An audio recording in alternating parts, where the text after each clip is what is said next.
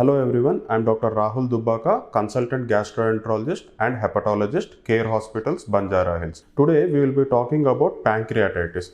In pancreatitis, there are two types. One is acute pancreatitis, then the other is a chronic pancreatitis.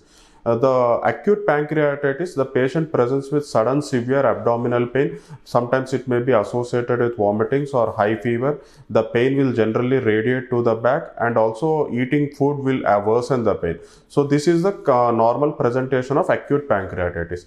Then coming to the causes of acute pancreatitis, the most common cause of acute pancreatitis is gallbladder stones. When there are small gallbladder stones, sometimes they may slip and block the pancreatic duct. So this can lead to the swelling of the pancreatic gland, which leads to severe pain and the other symptoms. Then the other common cause is excess alcohol intake. This is also a leading cause of acute pancreatitis, and also smoking is also a very important cause of acute pancreatitis. Apart from this, the other causes of pancreatitis can be excess triglyceride levels in the body. If the triglyceride level is more than 700 or 800, then the patient is prone to acute pancreatitis. And apart from this, some genetic factors also can lead to acute pancreatitis. If the patient presents with acute pancreatitis, initially, because eating food will worsen the pain, the patient will be kept nil by mouth, and the supportive medications will be given to reduce the inflammation of the pancreatic gland. And also, because the pain will be very severe, painkillers will be given to manage the patient. And also, because there is a lot of fluid loss from the body, IV fluids will be given to the patient. So if the patient presents with mild acute pancreatitis, generally within 2 to 3 days, the patient will have a good relief from the symptoms and also can be discharged.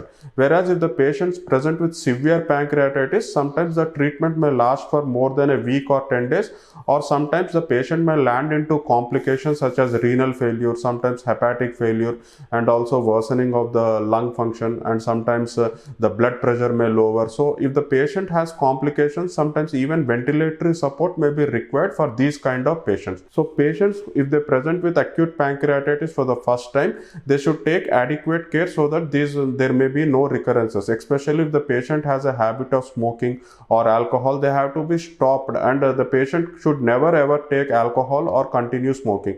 Even occasional intake of alcohol or occasional smoking may also can lead to recurrence of the acute pancreatitis. Sometimes acute pancreatitis, so the patient may land up into chronic pancreatitis, where the patient will develop small stones in the pancreatic gland, and also the pancreatic duct may be deranged in these patients. These patients are more prone to diabetes, and also a condition called as steatorrhea, where the fat which is consumed in the food will not be digested adequately by the pancreas and can lead to loose stools or foul smelling stools, which can also lead to significant weight loss. And also, because there is fat malabsorption, the patient may also present with vitamin deficiencies such as vitamin A deficiency, vitamin E deficiency, and also vitamin D and vitamin K deficiencies.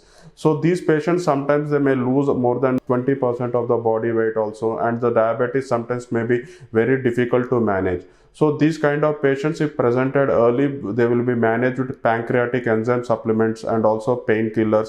And in some chronic cases where the patient is not responding to medications, surgical interventions may also help these kind of patients. Thank you.